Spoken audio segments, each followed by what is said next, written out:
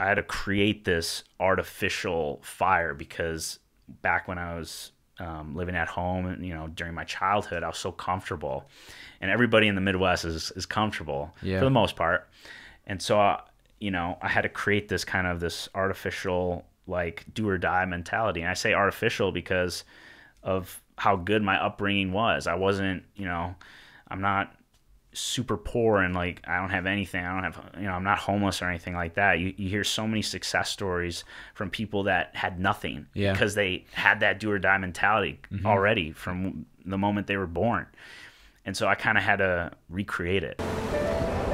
Purpose in the Youth. Purpose in the Youth. Purpose in the Youth podcast. Welcome back to the Purpose in the Youth podcast.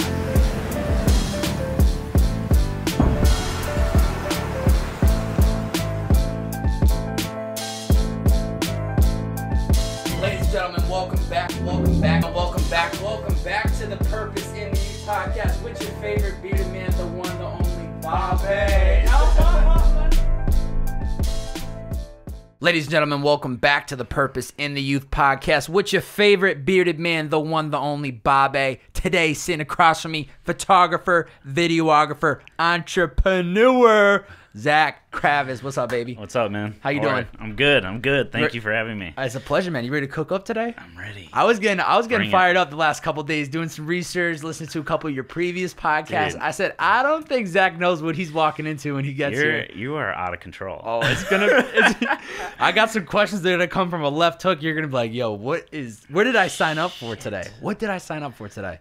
That's okay. You just wrapped up the 5-day challenge on Instagram, and the actual video you had put out, pretty much announcing that this was going to be coming, really caught my attention because you had said something about your numbers don't determine your success. Do you think most freelancers undervalue themselves because they think that if they don't have a certain number of followers, then they can't be making a living doing what they want to do? Yeah, I think most people think followers that's like, if you get followers, like, that's it, like, you've made it, it's over. But it's not. And I know this because I have people that come to me with 100, 200,000 followers that are struggling. And that was like a huge, like, mind blown. And it is because you need to understand the business back end side of things, because there's so many talented artists out there. And if you don't know how to get clients, you don't know how to brand and market yourself, it doesn't matter how talented you are. You know what I mean? Yeah. When did you start to realize this? Like, how did you learn that? Because I'm guessing when you first started, you probably were doing a bunch of free work and you might have got screwed over a couple times. When did you realize, like, oh, it doesn't have to do with it's not about the numbers, it's about how you carry yourself and really the product that you are able to serve to the world? It's honestly, like, this might sound kind of bad, but I was comparing myself to other artists and looking at their content and thinking, like, well, my stuff is just as good or better. Like, why am I not getting clients? And so it was really out of frustration. And then I actually got linked up with Lewis Howes, and I know we'll talk about that. We'll get to that. Don't but you that worry. Started, that kind of shifted everything for me, and he kind of taught me some tools and tricks to start getting some big clients. So yeah, that's all it takes. Sometimes a little lesson here and there. Yeah. Let's before we really get into everything that Zack's up to today, let's paint this picture. Talk to me about, you grew up in the northwest suburbs of Chicago. Is it actual Lake Forest? Is that where you grew up, or was it No, it's Lincolnshire. It's Lincolnshire. Like sort of next door. Okay. Yeah. What is this place like for you growing up? The young Zack. Oh man, Here we go. It was easy. It was easy. I loved my childhood. I mean, I was very comfortable. Yeah. I had everything that I needed. I was pretty spoiled as a kid. And everybody did kind of just what everybody else did. There was no, I mean, whenever someone kind of like did something totally different or totally radical, they were kind of looked as like, whoa, you're weird. This is not, that's not normal, you know? So, everybody just kind of follows their friends and what they do, the same colleges, the same sports, like the same this, the same that. And so I kind of fell into that trap without really realizing it. I don't know if this is answering your question. No, it is. Okay. You're good. Okay. You're good. But yeah, I mean, yeah, I just felt comfortable. I felt like there was something out there for me that, you know, I wanted to really do, but I didn't know what it was, and I just felt kind of just complacent and stuck, I guess. Did you always know that you would eventually want to move out of Chicago, or did you kind of vision as a kid that where you were growing up was possibly where you were always going to be? Well, my brother, I have a half brother, and he moved out to California like 12 years ago. And so LA was always like, ooh, I want to move to LA because my brother's doing it. So he moved to LA? So he moved to LA, yeah. And so that was always there, but it was, honestly, I don't really know. I just felt like, yeah, it would happen eventually. And I just never put anything to action. I just kind of did what I was told. You know, my parents wanted me to go to college, and so I listened. I didn't want to. But I just did what everybody else did, and I wasn't really thinking for myself, really. I was, but I don't know, maybe it was fear, maybe, I don't know. I just didn't. How was that? So they wanted you to go to college, but how was that relationship growing up with them? Were they very, Zach, you need to be doing well in school, you need to be doing this, or? No. Well, I mean, obviously the same, I mean, your mom's going to tell you get better grades. Of course. But, no, they were super supportive with everything except for when it got to college, because my dad never went to college, and he always felt like it was this end-all be-all thing, like you have to go. Yeah.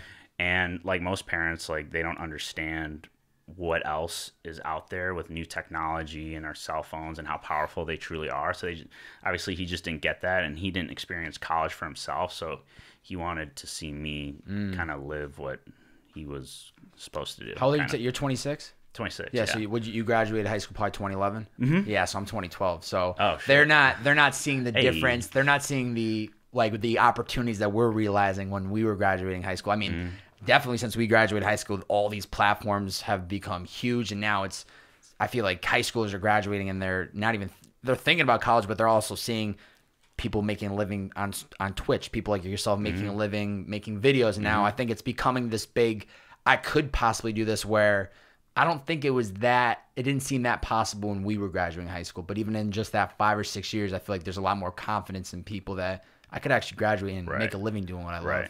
Yeah, I just didn't truly believe it for myself. And so I think that was really what it was. And I actually I got to my sophomore year, and I was just not happy with I didn't have any friends. I didn't connect with anybody at college. And I always thought it was Marquette. I went to Marquette University, but honestly, like, it would have been probably any school. And I just couldn't connect with people because I just wanted to do my own thing so bad.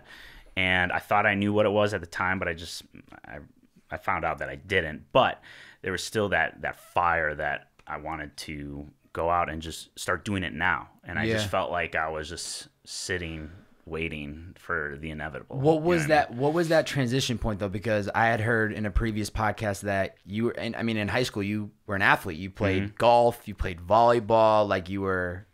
It sounded like an athlete in high school. You probably knew everybody. Yeah. I'm not saying you were Mr. Popular, but then, you know, having that athlete background and then going to college, you figure I'm just gonna transition. I'm just gonna maybe be another athlete. I think you had even considered volleyball at one point, too. Well, sports stopped. Yeah, sports stopped for me, and that was like a slap in the face. I was actually going to play college volleyball. I got recruited to a bunch of schools. Even at 16, I started getting recruited to UCLA, which is funny. Oh. But I was also... That's the number one school, isn't it? Isn't UCLA? No, I don't follow college volleyball anymore, so I think it's a top school. I had a previous guest that played for UCLA, and I think it's a top school for volleyball. Yeah. So I don't even know if you realize they're insane. Like, I know how insane they are. And so when I got that letter, I was just like, oh my God, I'm going to make it. There's a ticket to California. Exactly. But I was this height at that age, and I just never grew. And I was playing a position that the average height was like 6'9". It was right side hitter.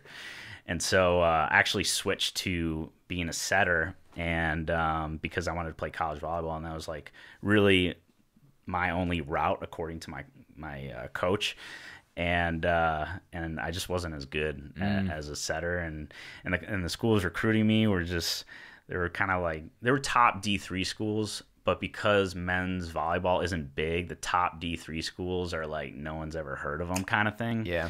And so the only school that I applied to that wasn't a volleyball school was Marquette. And so I was like, well, I guess I'm going to Marquette. If that's got to be the decision maker, then so be it. Yeah, exactly. So while you're at Marquette, this is when this whole passion for lifting becomes really a big part of your life, to the point where you're seeing other YouTubers make content. So you decide, I'm going to make my own YouTube channel. I'm going to start putting out videos. You also become a trainer. You're helping people actually transform their lives. But then there's a point where you're making these videos and you realize, I'm actually not passionate about making fitness videos. How long did it take you of you showing up and making these videos until you realized, like, I actually don't want to do this anymore? Yeah, it was when I started making money as a personal trainer. That's when I was like, all right, this sucks. Because actually, I don't know why it took me that long to realize it, but is this a year? Is this 2 years? Like, if you had to guess, I would say it was about a year. Yeah. Well, I mean, I started making YouTube videos because I wanted to be an influencer. That's it. That's the goal. That's the dream job. That's everybody's goal. Everybody's dream is like, I want the spotlight. Because it looks so damn good. You got the spotlight today. We got the neon for you. We got the spotlight. I got what I wanted. No, he's done after this. No. Zack Kravits is mailing it in after this. That's right. Jesus. It's appealing though. The influencer, to have that type of lifestyle. Of course, it looks great. I was watching guys like I don't know if you follow the YouTube fitness community at all. Not too much. Like Chris Jones, Christian Guzman, you might know. I was following all these guys, and they're, this is my first experience watching YouTube vloggers, and so I'm like, wow, that lifestyle is amazing, without realizing what's going on behind the scenes. And that's what I wanted. I wanted the views, the likes, the comments, the money. Yeah. Just like everybody else. Did you ever anticipate that transformation video hitting the amount of views that it hit? No. I think today it's at like 1.2 million something views. Like that, yeah. And the most popular comment is like, you're on steroids because you lost all your hair. And I'm like, no. Oh my God. I love the YouTube comments. All you can do is laugh at some of the comments on there. Actually, no, that wasn't the most popular comment. It was, I didn't change my underwear because I don't know if you saw it, but I saw it. I was doing that because I wanted to focus on the transformation. Yeah, not the not my sack. He's wearing pink. Now he's wearing black. Right. Now he's wearing green. Exactly. Yeah. So I'm like, this is genius, and that backfired. People are unbelievable. I know. Well, transformation videos they're ruthless in the comments. Yeah, but it was amazing to watch. Like, to actually see that progress that you had made. It was an example, literally, for anybody that probably watched it. I think that's probably why it got so many views. Is I would imagine somebody watching that might think, I got a friend that is trying to lose weight or that has a fitness goal. It's that shareability. It was something short, simple. Yeah. It was visual. It was the music, everything about it. It felt good. Yeah, I knew it was going to be bigger than my other videos, which were getting 200 views. So I knew it was gonna be a little bit bigger and better. But I did not expect it to get that high and keep growing. So that was really cool for me because I've always wanted that. I was like, man, when am I gonna make a video that does well, that people like, and I got that. So that was a cool moment. That's a good feeling. Cool. Yeah. So when you graduated college, you end up moving back home. You moved back into the basement of your parents' house, and you pretty much I don't know if there was a specific video or YouTuber, but you had seen somebody creating a YouTube video that was like showing like the highlight type videos, like the private jets and the cars and the money, and you just knew like that shit is not really how the world works. And that's when you decided to pretty much create Ramblin Road, which was like a vlog series of just the real and authentic you and things that were happening behind the scenes of your life. Now, making those vlogs, were you completely confident in doing that and creating those lifestyles in the beginning, or was this a little bit different because now you're incorporating your family and it's not just fitness anymore? No, I was having fun. Yeah. That was really all it was. I finally just kind of let go of fitness because that was the time when I realized, like, this is just not doing well. I don't enjoy this. My videos suck. I'm going to make the stuff that I truly want to make, that I'm passionate about, and I don't care who watches it, who sees it. I don't care if I just didn't want to make something for somebody else. I wanted to make it for me, and I wanted to watch them later because they had my family, my friends. I wanted something that I wanted to watch. Yeah. That was a deal breaker, and that was the missing key. And that's when the audience started to come, and people actually started watching and commenting, and people were like, man, like, I love the relationship you have with your dad, and like, this person's so funny. And I'm like, man, this is dope. This is dope. And I think even making that type of content, it's like, at the end of the day, it's great for you, because now you can go back to certain videos and laugh at those moments that you documented of you and your father doing X, Y, or Z. And it's just like a priceless moment. So it's like, you're creating it for yourself, but if there's an audience that comes along with it, it's like, why not? Yeah. But I probably should have asked this before I asked that, but like, when you were graduating, what was the thought process? Because I know for myself, graduating, not really knowing what I was going to do next, having this idea to start a podcast, I was so nervous. What were you kind of visioning as you were graduating? I was just naive through the whole thing. Yeah. I didn't know what I was doing, nor knew what I was getting myself into. I was still somewhat into fitness, and I actually made I created a personal training business, private training, where I trained clients out of like a private gym and whatnot. And so I was doing that. But I was still kind of lost, and I didn't know where to go. And I actually had an interview for a financial advising firm. I heard that. Yeah. Because my dad's a financial advisor. Yeah. And so I walked into that interview. I got my suit on, and like, I think I had like a briefcase or something. I didn't know what I was doing. Gotta look official. There's like literally papers in there. Exactly. Just like to make nothing. it look like it's actually weighted. Yeah. And it was actually for an administrative assistant position, and like, they wanted to hire a female. Like, that's what they wanted, and I knew that because the only reason I got an interview was because a friend of mine set that up, and it was like it was a lady friend of mine, and they actually wanted a female. Come on, I don't care. I'll do the interview. So who knows? Maybe if I was a girl, I would have gotten a job. Who knows? Yeah. But during the interview, they were just throwing like all these numbers at me, and I was just like, I'm out. You already knew halfway through the interview. Yeah, this is not stupid. for me. Yeah. What was the biggest red flag? Was there a certain thing they had said, or was it just them going through the bullet points of what you're going to be doing? Just going through all, like, I don't do well with authority, and I get that from my dad. And whenever somebody starts telling me like restrictions, I'm like, no, not gonna happen. No, I'm not doing that. Just not into it. That's just not me. Yeah. So I was just, I obviously stayed through the whole interview, and shook hands, got out of there, and I'm like, even if they said they wanted me to come back, I would have been like, nah. And that was the defining moment where I started really making videos and taking it really seriously, because then I knew I don't have another choice. Like, this is it. Yeah. That's all I got. Was Alpha Clothing the first kind of brand, or was Alpha Clothing the first person to kind of, I don't want to say person, but brand or opportunity that you realized I could actually make a living doing this? That was maybe not a living, but that was the moment. Actually, maybe it was. I was going to say I did a wedding previously that I got paid for. That was like, wow, like, somebody is carrying. That was just from you consistently making more vlogs of you with the fam. Yes, that's all it was. That's all it was. Just documenting your life. Yeah, but doing it, how Gary Vee talks about documenting versus creating? Yes. I was documenting, but I was doing it in a way that took a lot longer, because I was really trying to create this story like a television or a Netflix series. I wanted it all to make sense and be cohesive and be more than just, yes, I'm documenting. I always compared it to Seinfeld, because it was a show about nothing. Yeah. But people connect with it so much. So that was kind of the inspiration for it. Yeah. So the wedding happens, or the wedding gig happens, then Alpha hits you up, and then is this kind of when opportunities start knocking on your door? Yeah, that was it, because then I finally started networking and actually talking to people that started hiring me, which was fitness influencers. So instead of me becoming a fitness influencer, I started making films for fitness influencers. So that was kind of funny how that works. Yeah, I was gonna say, what the hell? It kind of just it completely transitions from you being the starlight of I'm creating a fitness channel to now I'm gonna help brands and people make content for the actual visuals. Yeah.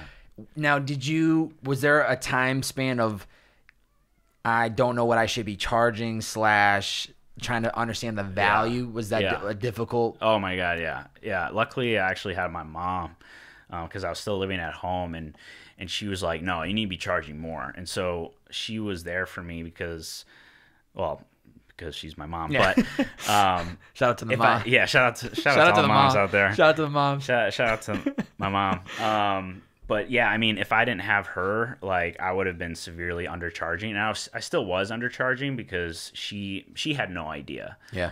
But she was an interior designer, and she had her own clients, and so she knew those feelings. And so she actually taught me a lot about knowing your worth and how it's more of a feeling to price something out than a calculated thing. And it still can be calculated, but at the end of the day, it's like, do you feel excited? Are you inspired to do this project? Yeah. And if not, 9 out of 10 times you're undercharging. Yeah, I think there was a piece of content you had put out recently that really like made me make the realization of, I think you were talking about, like, if there's no money involved, if there's no constraint of the opportunity, and you would still do it, then do it. But if you would change the pricing, or it takes a lot to say no. And that was one thing we talked, that was a big takeaway with Tiff Tyler's podcast, was just, you have to learn how to say no. Of course, in the beginning, you got to jump on every opportunity. You got to prove that you're capable of delivering the product. But at some point, you got to stop that thing, because otherwise you're going to keep doing the $200 job when you can maybe do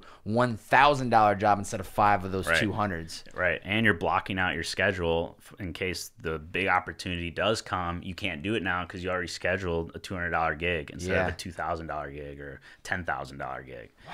So you miss opportunities. So it's just, I mean, I feel like that just it probably takes for any freelancer just time of learning the game of it all. Yeah. Just more gigs, more repetition. And also what's really key is networking with other creatives, because then you learn, like, if you feel comfortable talking about it, you learn, like, what they're charging. And you're like, wait a sec, like, I'm on your level. Like, I'm going to charge that shit. I'm actually going higher than that. Yeah, like, I'm adding $1,000. Yeah, no, you're right. Then at least it gives you some way to gauge how much I should actually be charging. It gives you confidence, too, because if they're getting gigs, well, then you can. Yeah. Have you ever, when people hit you up about a project, have you ever said, what's your budget? I feel like that for some filmmakers, it's just, this would be the price. Yeah, I actually learned that was a thing from just a ton of memes out there. Have you seen them? Like the what's your budget meme? Oh, no, I haven't seen it. Maybe I've come across it, but there's a bunch of them. But then I started seeing that. I'm like, well, I don't ask what people's budgets are. I just tell them it's going to cost this. Now, it didn't used to be that way, obviously. Yeah. I would still tell them, but it was just a lot lower. Yeah. Yeah. Interesting. Yeah, I feel like there's either two ways of going about it. It's like you either tell people a price, or you would say, what's your budget? And then you can kind of gauge, is this the right opportunity or not? I would ask, like, what they need first. I got you. Yeah, like spell out the details so that you know exactly what you're asking on. Right. There was a tweet when you were still living in I don't know if you were in Chicago at that point, because I know you had moved at some point from your parents' basement to Chicago, but Lewis House puts out a tweet looking for a videographer. I'm in New York doing a book tour. You roll the dice. You jump on the opportunity. You fly yourself out to New York. You put yourself up in an Airbnb, and you said one of the best pieces of advice that he had ever gave you was to be uncomfortable, to put yourself into these uncomfortable positions. How important was that advice to getting you to where you are today? That changed everything. He was the one that told me to move out, because I was making good money at home, and I was, no cost, right? Yeah, no cost. And I was racking up savings and stuff, but there was always that fear, like, I'm not ready yet. I'm not ready yet. It was like I was waiting to make $1 million, and I'd be like, okay, now it's safe. Yeah. You know what I mean? Yeah.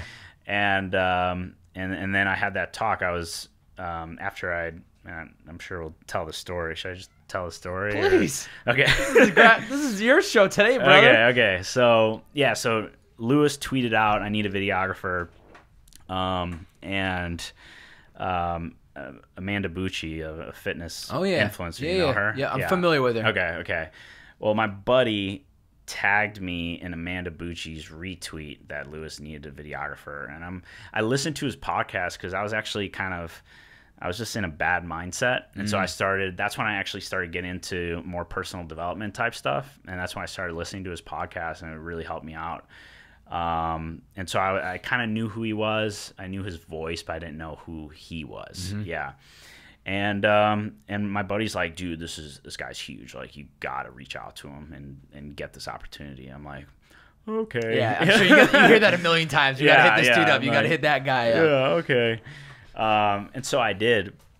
And I forgot what happened. He said to reach out to him on Twitter and on Instagram. And so I reached out to him on Twitter and Instagram, and he got back to me on Instagram. And he's like, all right, let me see your work. And I sent him all my stuff. He's like, okay, let's do it. And I'm like, what the Yeah, that's all. I mean, really, it was like such a short back and forth thing. No, I guess that wasn't all. He asked me like what equipment I had, because this was actually for a documentary that he was trying to get on Netflix. I think he's still trying to get it on Netflix. Yeah, I think Ben Haggerty ended up. I think that's Ben. That was Ben, right? Ben and Andrew. Wow. Yeah. Wow. And so that's how I got connected to them. Oh man. Yeah, and so he needed me to fly out to New York for 10 days and film him, and I didn't know the power of networking. I didn't know what free work was even a thing. Yeah. You know, and to be honest, like when we started talking about it, he was telling me, he's like this is an opportunity, and I don't want you to feel like I'm taking advantage of you, but you should do free work. Like, he kind of coached me through it. Yeah. And I'm like, well, I guess. And I was still kind of like, well, I got paid $600 for this wedding. Like, you're not going to give me a dime kind of thing. Yeah. And I'm just like, you know, talking to my buddy who reached out, or who tagged me in that tweet. And he's like, dude, you got to do this opportunity. And so I'm like, all right, I'll do whatever it takes. I'll fly out. Because he wanted somebody in Chicago, or he wanted somebody in New York. He didn't want anybody outside of New York. And so I kind of had to prove to him, like, no, I mean business. Like, let's go. Wow. Yeah. That's probably a little nerve-wracking, though, just the sense of you're getting paid before you know of this guy, but you don't really know of him, and now you're just about to fly to New York and roll the dice and not... Talk about uncomfortable. Yeah. Oh, my God. Yeah. Never met him. Yeah. And, like, no offense to him, but, like, there was very little communication going into it, so I didn't really know what to expect. I knew what I was filming for, but I didn't really know, like, what the details were. You know what I mean? Like, he just wanted somebody to BTS hit, like, him in New York so that he could use that for the dog. footage for the documentary. Yeah. Wow. And like, he texted me like 30 minutes before, like, all right, meet here at this coffee shop, and like that's how it started. And it was just like, he just groomed me pretty much ever since then. And so this advice that he gives you, this is what gets you to finally say, I'm moving to LA. So long story short, I spent 10 days, just me and him, just, hanging out. And it was actually a lot of fun. Like, he started to open up more, and it started to become kind of like a bro type of friendship, which was really cool, that he kind of opened up like that. But yeah, at the end of New York, we actually flew back to Chicago because this was for his book tour. And so Chicago is his next location. So it really worked out nicely. So I flew back with him. Perfect. And he kept going, and I stayed in Chicago. But we were sitting on the airport floor, and we were waiting for his flight, and I was getting footage. I was transferring all the footage to a hard drive for him. And I asked him, I'm like, what is the one thing that I need to be doing? And he's like, you need to move out and get as uncomfortable as you possibly can. And I'm like, okay, got it. And then I started looking for apartments in Chicago right away. And it wasn't even to LA. I was still not fully ready to make that total jump. And so I moved to Chicago when I should have just moved to LA and said, fuck it. But even then, that's still a bigger jump. That's a good It's jump a good start, jump. Because now you're in Chicago. It's a jump. big city. I don't regret that. Yeah. I take that back. I don't regret that, because I was dating my girlfriend at the time. There was just a lot of things in play that was, it would have been a lot. Like, we probably would have broken up. There would have been something bad. And you're starting to get clients out there. You don't want to run away from the opportunity. I actually still had my personal training business at this time, and I didn't want to let go of that revenue from that kind of scarcity mindset. Yeah. And so I made that move to Chicago. So we're talking probably, what is this, 2017 maybe? This is 2017. 2017. Yeah. Yeah, because I'm trying to think of when I remember seeing all the content from his book tour. Yeah. So what is about 8 months ago, we were talking about this before the podcast, you finally decide I'm moving to LA. Yep. What now you have, I think the timing kind of lined up. It just finally made sense. You're now moving from Chicago. Was there anything that was scary about finally taking the leap and coming to LA, or did it just feel like it's a now or never moment? Yeah, I mean, at that time, it was already 8 months kind of living. Like, when you move, I don't know how many listeners you have, like, living with their parents right now, but, like, when you move out, like, you just get into a whole other mindset. Like, it is huge. I'm not going to recommend people to move out with, like, nothing, but I don't know, maybe, because it just, like, my mind shift just, boom, I just went really, it was like a do or die mentality, even though technically, I could move back in with my parent. I can move back in right now. Yeah. But now it's like I have this mindset where I'm going to be homeless before I do that. And it's just kind of this, I had to create this artificial fire, because back when I was living at home and, during my childhood, I was so comfortable, and everybody in the Midwest is comfortable for the most part. And so, I had to create this kind of this artificial, like, do or die mentality. And I say artificial because of how good my upbringing was. I wasn't, I'm not super poor and, like, I don't have anything. I don't have, I'm not homeless or anything like that. You hear so many success stories from people that had nothing because they had that do or die mentality already from the moment they were born. And so I kind of had to recreate it. So where do you think you developed, like, that hustler mentality then? Because it obviously was before moving out. I always had it. I always had it, but it was right when I moved out. I was like, oh wow. You really started to see it. Yeah, like, I'm on my own here. And I just created that for myself, because, well, think about it, like, how embarrassing would it be I'm putting my entire life on the internet. How embarrassing would it be to move back in with my folks? Yeah. So that alone was like, okay, we got, like, it's go time. Yeah. And then I started that hustle and grind mentality. Hashtag hustle, hashtag grind. Which I don't do anymore, and we can talk about that. But what about that? What do you mean you don't do that no more? Yeah, I don't believe in the hustle and grind anymore. Do you think it's because obviously you've worked for it, but do you think it's because you've gotten to a point where you now can live full-time doing what you love? Or? Yeah, I think I'm in a different stage in my life. I think when you're just getting started, you have to work 16, 18-hour days and go real crazy.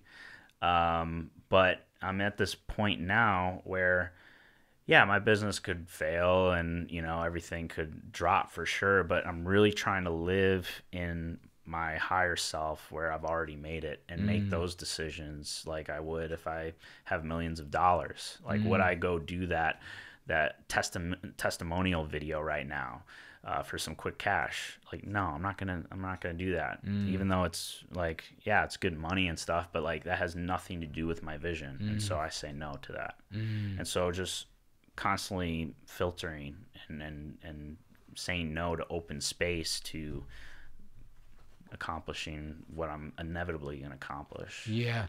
How does that balance look like for you? Are you only allowing yourself to work certain days of the week? Are you just certain hours of the day? Yeah. So this is actually something that I've recently started doing. This is still kind of new to me. I love the higher self type mentality though, because I think that's huge. It's huge. Yeah. Cause I mean, think about it. Like, if you're making that testimonial video, like, that's not what I'm trying to do. I'm trying to help and inspire millions of creatives and create some awesome businesses that, like, does that have testimonial anything to do with it? No. So why am I going to waste my time? Yeah, I'm making some money, but again, I'm closing doors when I do that because I'm booking my time, and my time is the most valuable thing ever. And I know you've heard that and talked about it all the time. I love it though. Yeah. I love it. Yeah.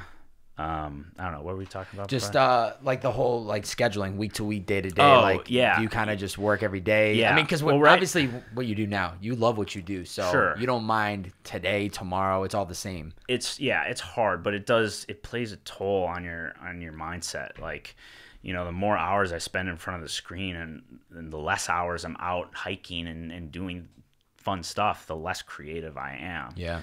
And so it's played a toll on me. Like I don't upload YouTube videos right now. I kind of had to just shut that off. A lot of it had to do with doing so many other things. Yeah. There's so many back end stuff that I'm doing because I'm still a one-man show. I'm hiring somebody right Ooh. now. Yeah, so that's exciting. Big news, big news, big news. Yeah. And I have to because I can't keep living this way because I'm a one-man show and there's just so many things. Probably because I spread myself a little too thin, but that's another story. You're a hustler. Yeah. But yeah, right now I'm launching a course, so it's crazy right now. But after that, Saturdays not gonna work. I'm not gonna take calls. I'm not gonna do anything on Saturday. I got you in here. Really, This I'm is really one of the last Saturday. For that's Zack right. here. That's right. Let's go. That's right. I'm not gonna do anything. I'm just gonna have some fun. I like that. And then I'm toying with the idea of starting my days at 11 a.m. Rob Deerdeck does that. Really? Do you know Rob Deerdeck? Yeah, but here's the thing. When he says starting his days at 11, give me more detail of that. Starting his work day. So I'm already doing it. You're doing it. Amazing. Bro. Dude. It is amazing. Congratulations. It is amazing. Dude, do it. Yeah. It usually tends to be around 10-ish, 10:30. But some days it's not till 11. It is a game changer. Game changer, yeah. Still get up at 6 a.m. I go to the gym. It's crazy. My morning is my day. Yeah. Nobody listening or watching, you're not going to get a text from me or email response. You'll get a brief Instagram post every morning when I get to the gym just to show people I'm showing up every day. Sure. You won't get a response on a DM until probably 10 a.m. because it's gym, it's sauna, it's meditation, it's eating, it's reading, it's creatively getting my mindset for the day. And then, my day starts 10, 11 a.m. Yeah. Oh, I love it. Yeah, Rob Deerdeck does that. And it's like, wow. Yeah. That's unbelievable. What is your usually when you wake up first 2 hours? What do you usually do you go right into emails? Do you go right into working? No. So even right now, I still have my boundaries. I wake up around like 7:30. I'm not an early riser. I think that's a bunch of horse shit. Yeah. But so I get up 7:30. I shower. I just chill. Sometimes I read. Sometimes I don't. I'll make breakfast. I just make sure that like no one can contact me because as soon as I open up that phone, just everything, like I just feel this weight just go, and it's not a good feeling. No, it disrupts the whole creative process. Yeah, it really does. There's just especially like as I get more followers and stuff like that, and more emails, more opportunities, like that weight keeps getting like more and more pressed down on me. Yeah. I'm curious, you in the past, obviously we talked about Lewis Howes, but you've also worked with like G-Eazy, Stillhouse, Pusha T, and obviously we talked about Alpha earlier, but you're now at this transition point where it seems like you were making a lot of content for brands and other people where now you're kind of just like, I want to go all in on the Zack Kravits brand and I want to that's what I want to focus on. Yeah. What inspired you or what is the true reasoning as to why you just want to go all in on yourself instead of working with another brand or person? I mean, maybe it was kind of selfish, but I just didn't enjoy it, really. I mean, I've always wanted to have my own thing. And as soon as I started creating for other brands and influencers, it was amazing because at the time it felt like, oh, this is my job. Like I created, this is a business, this is my thing. But I had stuff to say. I had a vision of, I didn't know what it was at the time, but I had this vision and I wanted to spread that message to as many people as possible. And the more brands, the more gigs I had, especially my YouTube channel. That's a perfect example. I couldn't post because I was editing for other people, and that was more important because it was paying me money. Yeah, you have to do it. You know, I got to do it. You got to pay the bills. Yeah, and so finally I got to the point where I actually went to Bali. I went to Bali. If you ever I haven't been looking yet, for a vacation, but I heard it. Go there. Big place to have a good time. Yeah. So what happened was I ended up getting a gig to film this retreat for this girl, the Manifestation Babe. She's a good friend of mine. I don't know if you know her. I talk about her a lot because she really helped me a ton. But she hires me for her retreat, and I told her that I had this course in mind, this filmmaking course.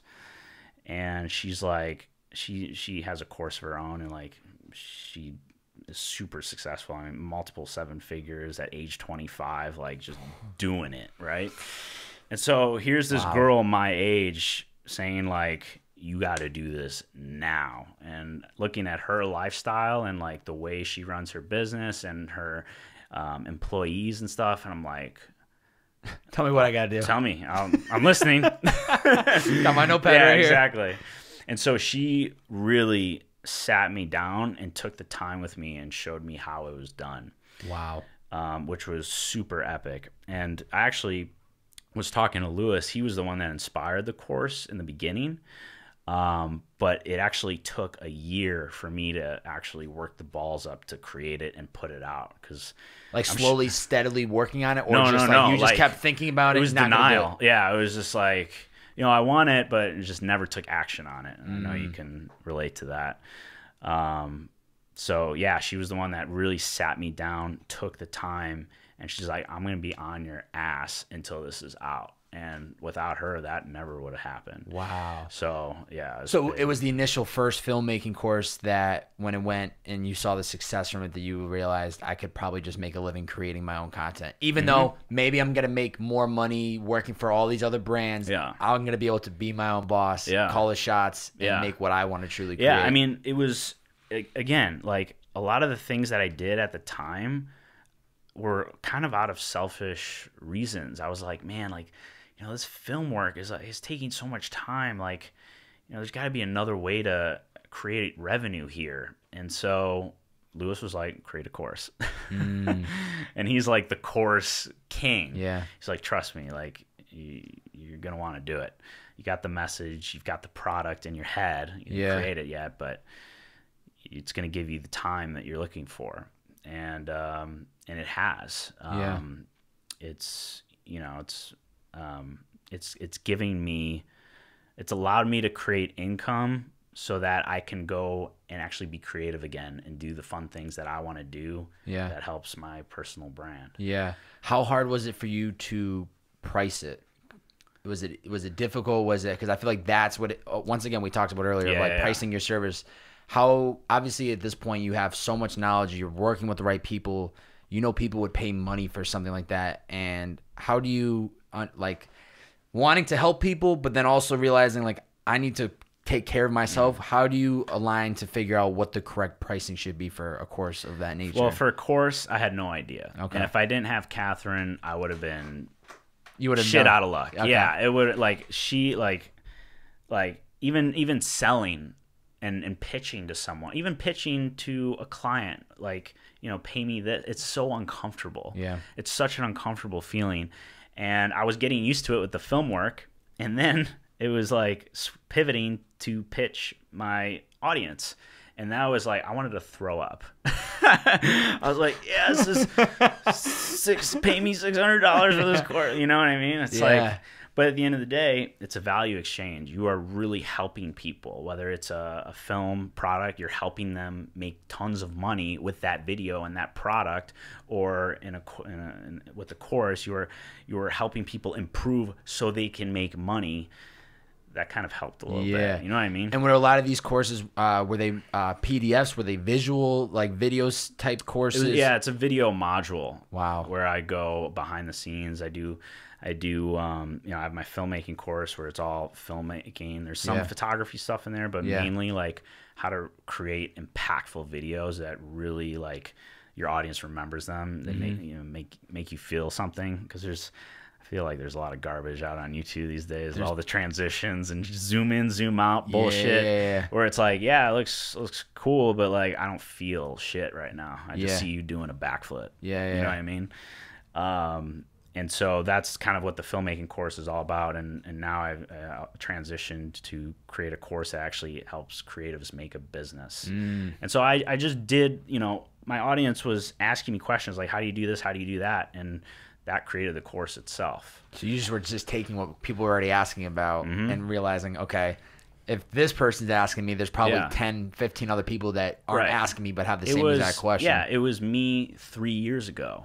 So I just put myself in my shoes 3 years ago, and I'm like, what did I need? I'm like, oh, and I just start writing it down. Yeah. And how quickly did it take you to write that and execute it to be ready to go? Well, the first time, not long, because I actually taught it live. Oh, wow. I went live with it. I wanted it to be like super personal. Yeah. That was really tough, especially for filmmaking, because like there's so many like moving like pieces aperture photo, like behind the scenes type stuff.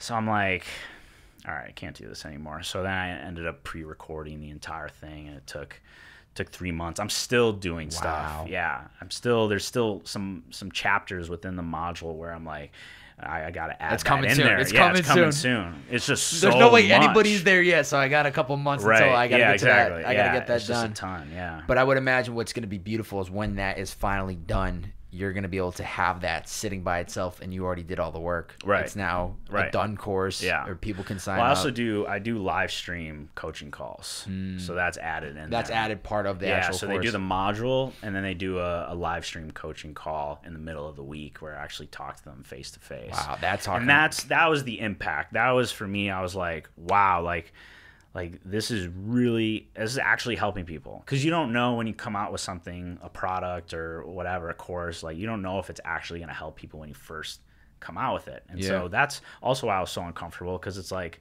I know this stuff, and I think it's going to help you, but you're just not sure. Yeah, is anybody actually going to buy it? Is anybody going to buy this? I'm going to put 3 months into making videos, and then nobody buys it, and I'm stuck with 3 months invested. Exactly. So yeah, it was a super nerve-wracking thing. I totally lost my train of thought. Just like the whole idea of just like the course and putting in the time to make it, and and then just really too, just seeing, is somebody going to buy this? I don't know.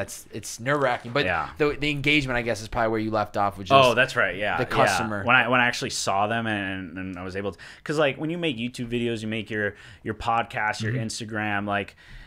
It's just type on the screen. Yeah. It doesn't really impact. Yeah, those messages, like, they're awesome, especially when you first start getting them. Yeah. But like over time, let's be honest, like it feels great, but it's not the same as that face-to-face impact, that communication. Like, wow, like this is helping. You can give them call to actions of like, you need to do this. Yeah. I think what's great about the whole social media, you can build your Instagram or your YouTube. It's like, it gives people that feel of I could do this, or giving them that day-to-day motivation. Right. But to have that connection, hop on a call with you, it's like, I'm seeing his face and he's telling me what I exactly need to do. Or just like doing meetups and just connecting face to face. Like you have like 1 million Instagram friends and stuff, but like how many of them have you actually connected with face to face? Like our buddy here, Dalton, I'm talking to him, but I'm like, I don't really know who you are, and then I see him in person. I'm like, wait, I know you.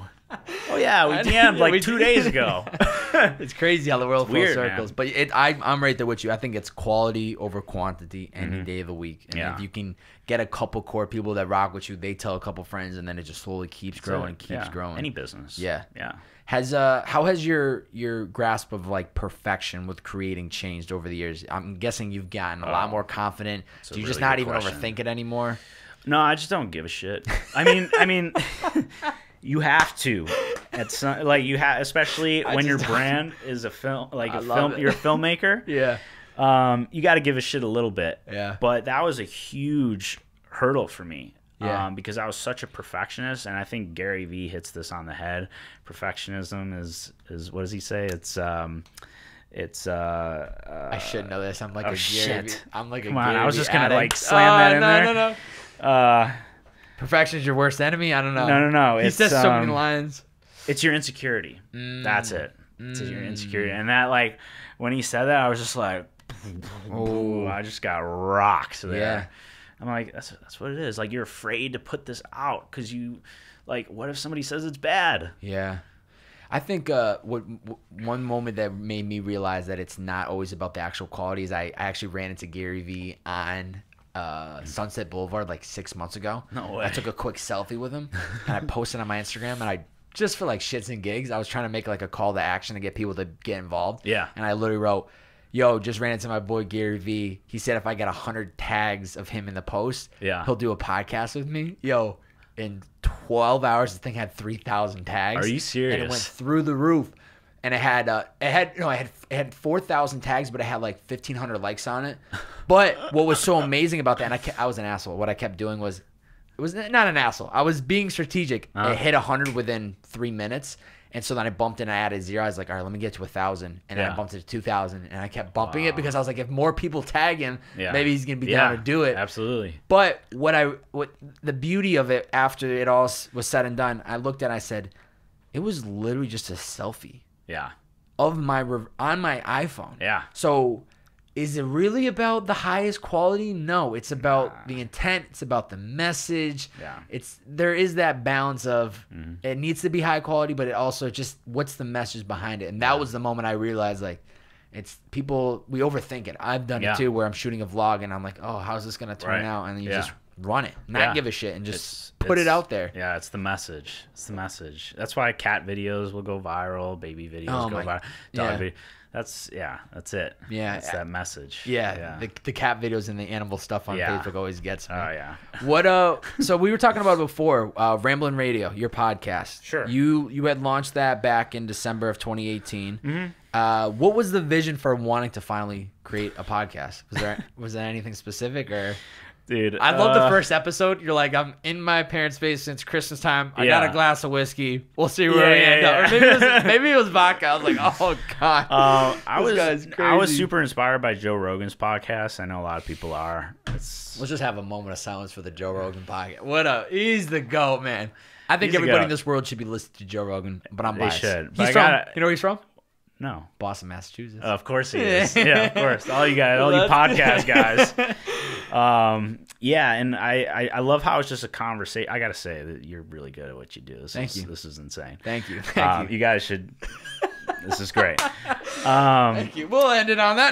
See you next time. There you go. And cut. Thank you. I appreciate that. Yeah, and so I was just really inspired because it's just a conversation. There's nothing fancy. It's just like he presses record. What's up, Bob? What's up, Bob? You're just kicking it. You're just kicking it. I know. Exactly. And I was like, wow, this is freaking amazing. Yeah. And so that was a huge reason for it. Another reason was I was just like, I felt on YouTube that I had to filter myself because it had to match the storyline. It had to match these, the certain time limit. It was 12 minutes. I wanted a platform where I could just talk and talk shit too, and just like say whatever the fuck I wanted to, and just see what comes out, and have fun with it. But then it started to help people, and so I was like, okay, maybe it's time to take this more seriously. So that's kind of where I'm at right now. It's like maybe I should take this more seriously, instead of just rambling. And have they been just solo podcasts? Because I saw there was like probably like 13 or 14. Okay, I had a couple guests, but I think it's something that I definitely want to do. I just don't have a plan of action, nor have I had time to really give it some think thought. It through. Yeah, because I've just been so busy with other things. Yeah, so. I mean, I said it to you before, but I think that is a huge platform for somebody like you with just the visual content creating. And I'm sure, too, it's like not only are you getting to see people that are probably benefiting it, getting to know you more, it's building that relationship with people that are paying attention to your content, but then, too, becomes a platform for you to be like, I got some shit to say. Fire up the mic, run with it, cut it, put it out there to the world. It's just an easy platform for not only, networking like this, but then also too of just putting out your voice and not allowing yourself to overthink, because once you're rolling, there's no going back. You're all in on it. You just got to tell it how it is. And face to face with a person. When I was doing my solo podcast, I was starting to get into that perfectionist mindset again, and I'm like, oh man, I didn't like that. Re-record. Oh man, I didn't like that. Re-record. Chop it up, cut it up, switch these sentences out for this sentence, like some crazy shit, because I didn't know how people would react to it. Yeah. So, but everybody does that. Everybody has that they have to get through that whole perfection, and I'm not confident enough in myself. I think we all have to go through that. It's just, there was a visual content creator, Matt Coma, I had on the podcast one time. Matt Coma? Yeah, great guy. But one thing he had said in the podcast that forever stuck with me is that confidence comes from repeated action. Yeah. Just consistently doing something over time. And of course, you want to get better. You want everything to become a higher quality, but you're not going to overthink it anymore. You're just going to do what does my gut say, what does my heart say, and I'm just going to execute on that. Yeah. But it just takes that consistency of doing it. Yeah, that's with anything, even like negative comments. You know what I mean? Like We ain't got time the for more that. you get them, like it's just like bring it on, Bring it on. motherfucker. Yeah, bring it on. Yeah. That's the shit that keeps me going. Hey, sick beard bro, shave it. Yeah. Hey, kiss my ass. Yeah. Come shave it for me. Exactly. You know what I mean? Exactly. I let that shit fire me up. Yeah. Weylyn Bags though. Did I pronounce that correctly? Yeah. Weylyn Bags. Nice work. It's going to be a multi-million-dollar company very soon. I have no doubt. And I heard that's what you inevitable. want. Yeah, it's inevitable. It's signed, sealed, and delivered. It's going to happen. That's right. What do you want? How are these bags going to differ from any other bag on the market? What do you envision Weylyn Bags becoming? So again, selfish reasons. I love it. Yeah, I again, like I always wanted my own thing, and so this was something that I've always wanted when I was younger, and I didn't know what that was. It wasn't the courses, it wasn't the film. It was having a product that people interacted with that made a difference, that changed people. And I just didn't know what it was. But, you know, kind of the more success that I had gotten with the video stuff, I started getting more confident. And I'm like, all right, like I have this idea, like, why not just dive in? I don't know what the hell I'm doing, and I still don't. But might as well just freaking go for it because it's gotten me this far. Yeah. Might as well just keep that theme going. Yeah. Being naive, not knowing. Which is kind of a blessing in disguise, being completely naive 100%. to things. Yeah. Yeah. And so I was always a bad guy, honestly. Most people I feel like are shoe people. Yeah. Everyone's got the new Nikes, you know, the Yeezys, whatever. And I was just like, yeah, I like shoes, but I always, like, whenever I went into a store, it went right to the bags. Really? Right to the bags. Was it just the backpacks? Was it like a duffel bag? Was there any specific camera bag? it was anything, but most of the time it was like your everyday carry on, everyday carry bag. Yeah. And I'm like, I'm going to make a backpack. I'm going to make a camera bag because that's my niche, and it's going to be easier to get up and off the ground doing that. But at the end of the day, I wanted to create this vision that I had in my mind, and I'm using bags to do that. I didn't look into it enough, but are there actually any products available yet, or it's still a work in progress, dude, right? It's a mess right now. Yeah, it's super messy. It's one of those things where I have it's rolling, it's moving, but it's just not a priority because I have to worry about X, Y, and Z right now, right? Yeah, it's tough. It's a tough conversation to have with myself because I don't know if it's self-sabotage that's just kind of delaying it, or if it really is like, I got to focus on this right now, and this has to be pushed to the side right now because I have to, you know, create this new business, or, you know, just whatever's on your plate now. Have you at least even just got a sample bag designed yet, or no? No. So I'm in the middle of hiring a bag designer. Ooh. I got someone in mind if you need okay. to talk yeah, after. we might need to talk. Rain downtown LA. Right. Oh, I got you. Let's go. I got you. You always got your guys. Listen, I got 135 people. What do you need? You need graphic design? You need music? I need them all. I just had a cookie dough woman. You want a cookie dough? Like, bro, Let's go. I got the network, dog. I'm here to connect some dots, baby. Oh, I love it, dude. I gotta start a podcast just for networking. You know what I mean? It took me 6 months in. I started scratching my head. I go, holy shit! I just created the greatest networking tool of all time. Exactly. This is it. This is priceless. It's crazy, man. Shit. Still working on a sample. About? Working on a sample. That's where you're. Yeah, that's the first step. So I've done just a ton of market research, and like again, I've got the vision, I've got the idea, I know how I want it to look, and I know how I want people to feel. Okay, I feel like that's the hardest part. Or actually, maybe not. Maybe it's the easiest part. I think the hardest part. You think so? I think so. Really? I think feeling. Well, yeah, because it's like the aesthetic, the look of it. I think that is obviously in your mind. You could think, okay, I want a backpack that's gonna be good for a laptop. This, that. Yeah. Okay, you can just design that, but a feel. You're talking material. You're talking coloring. You're talking design. Yeah. I think the feeling is the hardest part, but I think it's the most important part because obviously you want people to get excited when they see it, when they're rocking it. Yeah, I will be a perfectionist with that. Oh, I'm sure you will be. Yeah, Weylyn Big ain't gonna be just some shoestring from high school days. days. Very exclusive. What So work in progress, though. And is there any? How about this? The last thing we'll talk about with Weyln. Is there like any tentative date that you're kind of pushing yourself like to get that sample out, or even to? I'm gonna have a designer in July, so next month. Perfect. Coming up. Perfect. Yeah. That's key. You gotta put it on the calendar. Yeah. I don't know if I mentioned this yet, but like I have all of like my short term goals like this year. Let's say the big ones. I write it down with a Sharpie, and I literally put painter's tape, that blue painter's tape, and I stick it to the wall, just like all above your desk. Above my desk, yeah. So I've just got all of these, boom, I love that. Boom, boom, and then when I accomplish it, I just rip it off. Oh, that feels good. Yeah, you rip like it, you're Band-Aid. just like, oh. Are you do you find yourself as like a minimalist? Because I've seen your design setup. It's very clean. Try to be. I see the all black. That tends to be people that wear certain colors. You can tell they're more of like the minimalist and keep it I am in low-key. design and aesthetics. Okay. Now I'm just really trying to incorporate that into my lifestyle. Maybe just not as much as Matt Diavella. Yeah.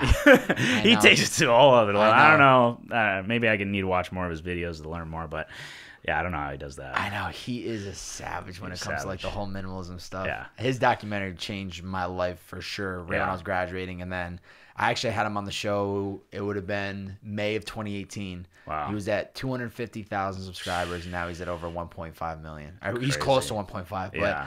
But I mean, content is rich. It's great. It's amazing. Yeah. He absolutely crushes it. But just another great filmmaker who is killing the YouTube game. Yeah. He's killing. He found that gap. Yeah. And filled it. Yeah. That's really all it is. He definitely filled it. Yeah. I had heard in, I think it was one of your most recent YouTube videos. I know you don't put up too much anymore. And I loved it. It was the entrepreneur one where you're like flashing cash, like with the Audi in Beverly Hills. That must have been a fun time shooting that. That was so fun, but I was so uncomfortable. I'm like, I feel like such a douche right now. Like this just feels so bad down to my core. Yeah. So it was actually really hard. I didn't like it. But I liked how at the end of the video you actually incorporated like the BTS of it, showing like you're just like we're just laughing. This is a joke. This is stupid. a joke. Yeah. But there was something what I really took away from it was talking about the realness of being an entrepreneur and trying to build a business, because there's a lot of shit that happens behind the scenes that people don't realize. And that was the whole premise of the video of just like it's not always about the money, the cars, but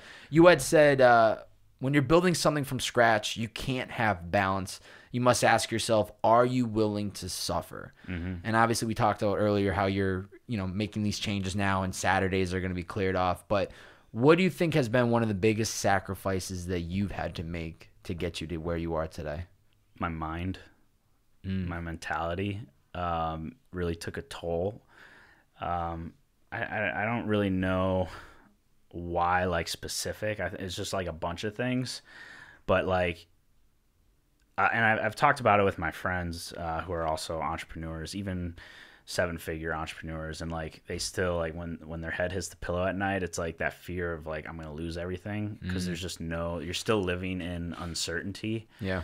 And I think that really kind of took a toll on me, but because I'm kind of suffering through that, I have to get through that hump.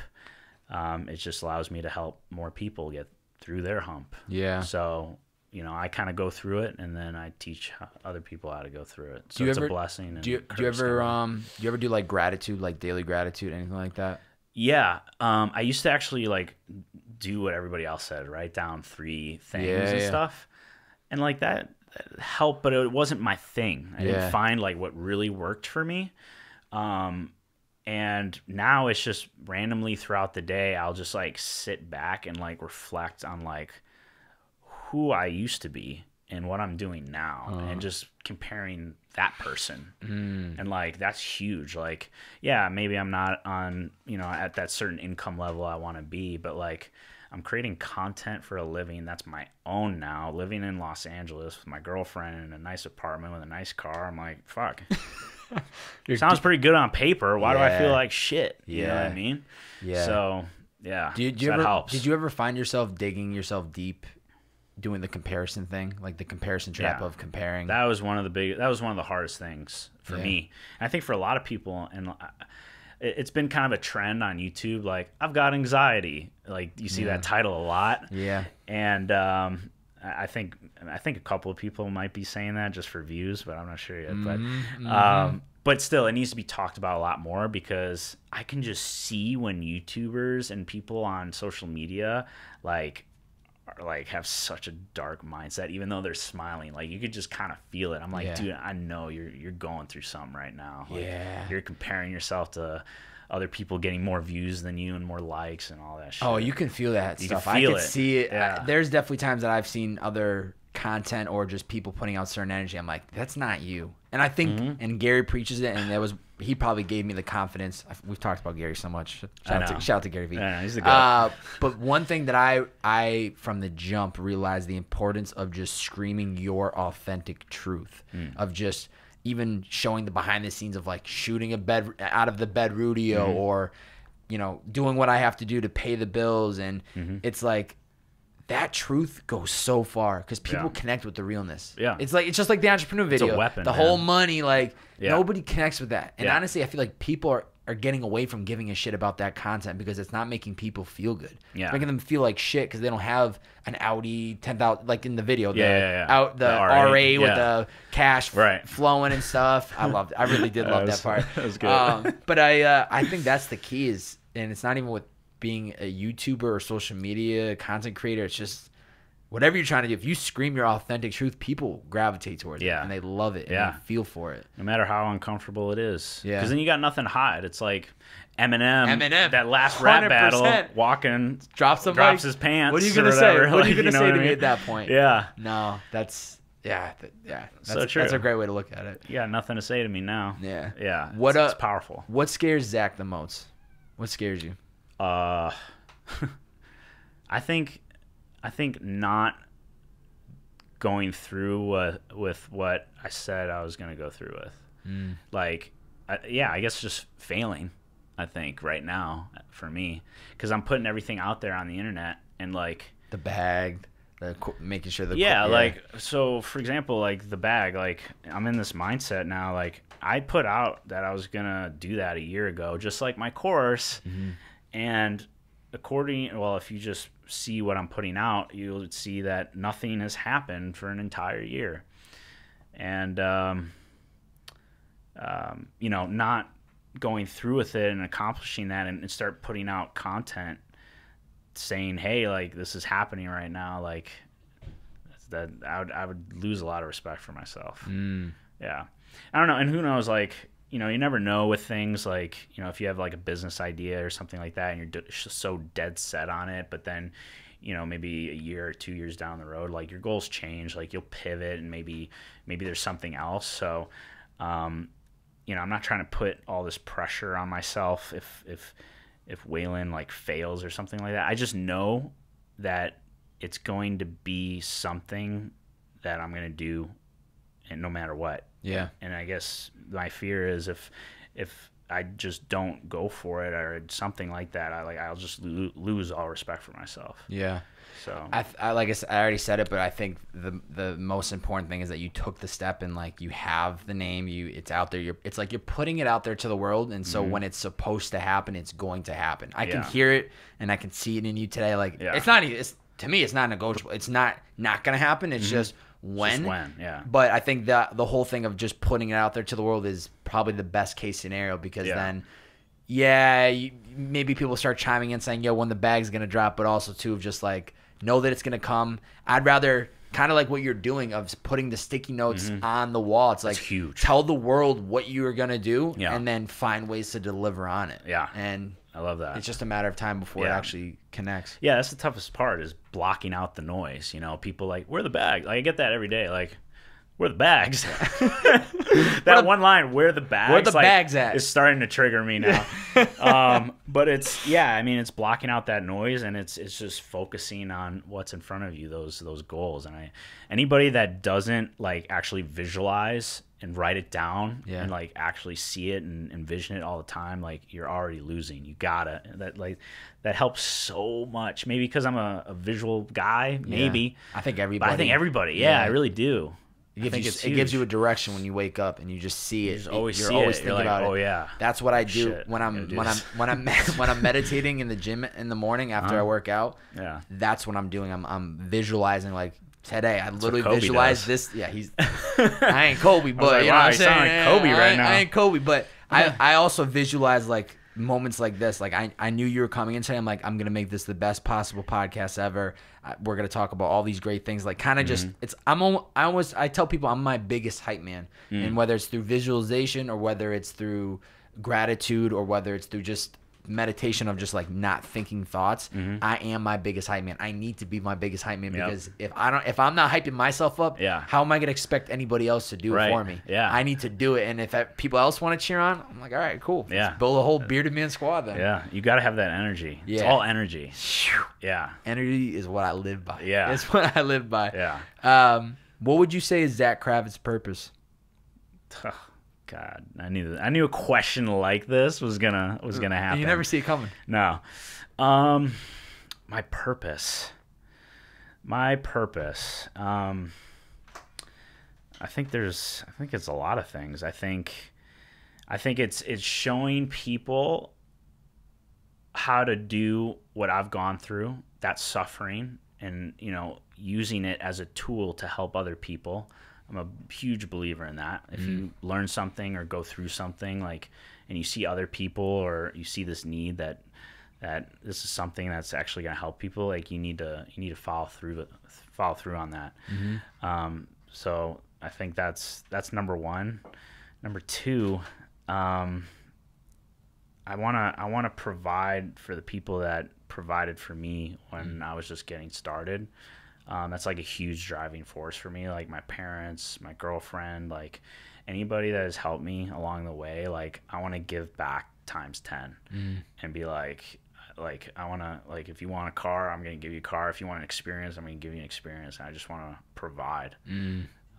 So I think those two things are like my driving forces right now. Yeah, I think the whole go out and learn and then try to teach, I think that is really important. And I think the whole teaching, you end up benefiting from it too, because I feel like you're learning more about yourself, and then you're also it's like when you're teaching it back to people, it's giving you a moment to kind of what you were talking about earlier, like I make videos for a living, I live in LA, like you're looking at how far you've come, and so it literally just continues to be good for you, on top of the whole paying it forward to the family and to the parents and to the people that kind of helped you get to where you are today. Yeah. I mean, that to me seems like what I would love to do at some point in my life, to just pay it forward and get my father all Boston sports season tickets. Not going to be cheap. And then, get my mom the beach house. But that to me is like, if I could do that one day, I could feel you on that. It's badass, man. It's a good feeling. It's definitely a good feeling. Yeah. Before I get into the closing questions, and I forgot to give you a little heads Those up weren't the closing questions? No. Oh, man, I was getting ready like, thanks, Bobby. Thanks, man. It's a pleasure. They're a little bit easier. Don't worry. Okay. Before I ask the closing questions, they'll be quick too. This is when I reversed the role. I forgot to tell you this before the prep, and I didn't. But I reversed the role. Screw me over. I allow the guest to ask me any one question. It could be about something we talked about today, something you want to know about me. 2 rules. 1, it can't be directly about the podcast. And 2, it can't be a question I already asked you today. But you can ask me any one question. Jesus. I know. I usually tell people ahead of time so that they can think about it. And then we'll be talking about something in a podcast, and they're like, "Oh, that's what I'm going to ask them later." And then that's my fault. Ooh. Describe your perfect day from start to finish. If money was no object, you had nothing to worry about. What is that true, authentic Bobby? Oh, that's a good one. I like that. I got you. Perfect day. Yeah, start to finish. Start to finish. Okay. No right answer. Okay, so we're going to wake up. We're going to get a nice workout in. Nice little sweat in. I like it. Maybe we're going to lift some weights. Down in Venice Those Beach. Rusty barbells outside. No. If this is the perfect day, no rust involved. We're in Venice Beach. We're out at the gym. I have the whole gym to myself. I'm getting a nice tan, and I'm going for a nice run. After that, I feel good mentally, physically. I'm gonna have a nice breakfast, some eggs, nice little protein shake. I know you can feel me on the protein shake. Yeah. And after that, I'm going to have a great podcast. I'll have you in. We'll do a part 2. Go. We'll have part 2. We'll have a part 2. Little chat. That'll be at my studio location in West LA. We'll have a great conversation. After that, we'll maybe do a nice little visual piece outside of my studio at a local coffee shop just to end it off. And then the afternoon's going to be a massive beach day with friends, family, people like yourself, like guests that I've had on the podcast, and just an afternoon of celebrating life on the beach, drinks, volleyball, music blaring. I'm doing keg stands if there's a keg. There we go. I'm like fully sending it. Oh man. So that'll put us to we're gonna have some nice drinks as the sun sets. Yeah. As the sun sets, and after the sun sets, we're going to go and eat some great Mexican food, or maybe some burgers right on the beach. Oh man, I'm starving. I know, it sounded so good. And then I think to finish it off would be to go back to the beach and have a bonfire and have everyone around the bonfire say what they're most like thankful for on the day, or what makes them the happiest, and just to end the day on like really good note, on good energy. And then I'll probably have a nightcap to myself. I'm sounding like an alcoholic, but this is like the dream life. Like if there's never like a negative part to alcohol, and I just never wake up with a hangover anymore, I'm having Jameson on the rocks for the rest of my life. Yes.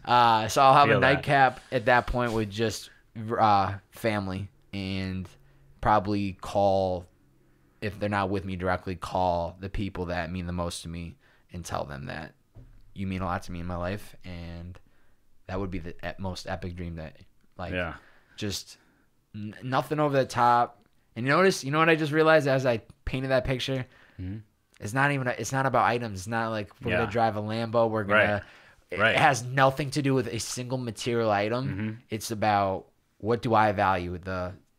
Making sure I'm happy, winning that morning, working out, eating the right foods. Then it's creating what I love to do, podcasts or doing the YouTube stuff, and creating that type of content. And then spending the afternoon. I love the beach. I love the weather. I just love relaxing, and that whole vibe of being on the beach is amazing. And then end it off with, drinks and dinner with a great group of people, and that would be the most epic dream day, man. And it's gonna be doing that now. It's gonna be more of a reality in time. It's gonna become not a day to day, but that's gonna be more of the life that I live very shortly. When I can, make things become more of an actual business and monetize in the right avenues, and figure out what does that look like for the bearded man? How can he give value, but in exchange make a living doing what he loves? When I can figure that out, and these pieces start to slowly fall into place, man, it's going to be a dream life. And that's how I know I'm doing the right thing, because there's so many times that I'm sure even in your process of getting to where you are today, you question, is this really going to pay off? Is this worth it? But if you take away the money, would you still do it? And I would still do this. I'm a people's person. I love talking. So to me, it's like my core is podcasting. I just have to figure out what does that look like, and how do I bring this to the masses. But yeah, man, that'd be the perfect day. I love that question, because you can always find something in somebody's story and start doing it now. There's no reason not to. Even if it's a money thing, like a good example is like, you want to go to maybe Equinox in Century City, which is like some premium gym or whatever. But LA Fitness has a dope spot in Playa that's got glass windows, a lot of bright light, feels good. You're right. I know so exactly like, what you're talking about. You start going there at least. Those little things really add up. That's a great question, man. I'm gonna start using this. it. I don't give a shit. I'm gonna flip this. Flipping it now? No, not flip it. I'm gonna start flipping it on guests that I get in here. Okay. But I'll give it to you if you wanna go with it. I'll do a more simple version. A shorter. I'll do a shorter version. Yeah, but I would get up. I think the first thing that I would do is I would go on a hike, like a maybe not like a Runyon Canyon, but something like that, where like I could just feel the air. Maybe get a little dirty, get a little sweat, just like a hard hike, and just get into nature. Because that's when I'm like most creative. No phone. Get that shit out. Maybe one pic just to tell people I'm here and I'm alive. this. I'm alive. And then toss that shit. No, I'd do that. And then basically, you know, long story short, get my work day going go to the warehouse with a huge team, maybe not huge, but a big team working on Weyln, impacting people with my courses and getting a workout in at maybe 1 PM, a lunch break workout thing. With my girlfriend, getting dinner with my parents after the work day, and then, you know, spending time with the girlfriend at night and do it all over again every single day. I love it. Yeah. That's going to be dope. When Weyln's there and everything's in motion, you're going to be able to do that shit too, man. Yeah. We're going to hold each other accountable. Now this is documented. Let's do it. There's going to be a moment when both of us cross this, and whether it's in a year, 2 years, 3 years, 4 years, we're going to have this clip and cut it. And it's going to be remarkable because it's going to be able to flash back to this. When you start seeing me slip on social media, just send me this clip right now. Just send it. Don't say anything. I'm not going to say anything else. It. I'm just going to send it. I'm going to be I'm going to hold you accountable. Yep. It's already a done deal. Gotta go. It's already a done deal. Closing questions. Sure. Where can people find you on social media? I'm really active on Instagram. I'm going to be posting a lot more on YouTube once I get past this course launch. But definitely send me a DM on Instagram. I answer all my DMs. I love talking. Down in the DM. That's how it connects with you. Yeah. Send them a DM. Send me a DM. It's the best way to connect with people. Yeah. I'd love to help with anything. And that's just at Zack Kravits. At Zack Kravits. And my YouTube channel is youtube.com/Zack Kravits if you want to check out those vlogs and short films that I do and stuff. That's pretty much it. I'll have it all linked up. Make sure you guys head to his Instagram, drop a bunch of Bearded Man emojis so he knows you came from the Bearded Man podcast. Yeah. Before I ask the last question, thank you for coming in today, man. I really appreciate it. This has been a great conversation. This has flowed like water. Yeah. I knew with you coming in, just seeing your energy and the content you're putting out, I knew this was going to be an easy podcast to roll through. But it has been an honor just to hear kind of what has gotten you to where you are today. You're a great example of what this podcast represents, of just young go-getters making a living, trying to make a living, hustling, doing what they got to do, and just painting that picture of everything that has gotten you to where you are today. I respect you. I can't wait to see fucking Weyln become what it's going to be. Let's go, baby. And at that point, I'll be so successful that we're going to do a Weyln Bearded Man collaboration. The world's going to buy the bag. On the bag. It's going to be amazing, and it's going to be crazy. But I really do respect everything you're putting out in the world, man. It takes a lot of hard work and a lot of in the beginning years, those visualizations of I can imagine you still have those moments when you think back when you were in your parents' basement. You didn't know what this was going to become, but you knew you had the ability to do it. That's what it's all about. Those are the moments. So it has been a great and honor pleasure to meet you and have this on the pod today, man. Man, this podcast, I'm telling you, you got something special here. I appreciate that. Really do. I appreciate that. Last question for you. For somebody that's listening, hasn't figured out their passion, hasn't figured out what their true purpose is, what's the best 2 to 3 pieces of advice you'd give to them? They're still just kind of stuck. Still trying to figure it out. They don't know. Yeah. They don't know what to do. I'd say number one is just do as many things as possible, and eventually one's going to stick. And Gary Vee. Shout out to Gary Vee again. Shout out to Gary Vee. Yeah. The legend. I think he talks about that a lot, just doing a bunch of stuff. So that's number one. Number two, find someone that's doing it bigger and better than you are, and do whatever you can to connect with them by providing some sort of value. Try to get into their circle and do whatever it takes to do that, because that's going to be the fastest shortcut to any kind of growth. Is connecting with those people that are bigger and better, doing amazing things. And number three, I would say, I would just say don't stop, because going back to 2 or 3 years ago is probably somebody that you're not going to want to be. We're always trying to progress. We're always trying to advance. Just don't stop. And I think whenever you feel like you're super close to that moment of quitting, that next step is what actually makes it all work in the end. That one step. And if you quit, that you could be close to that one call, that one meeting, that one client, you just have to keep going, and don't be afraid of pivoting and changing things up, because maybe that one thing isn't for you, but as long as you keep going and try to do something that you truly want to do, like you're already winning. Yeah. It's the journey. Right around that corner from the next big thing. Yeah. So Zack Kravits, baby. Thank you, man. Thanks for coming on the show, Dude, brother. it's fun, man. It's been a pleasure. We'll catch you guys next time. Peace. See ya.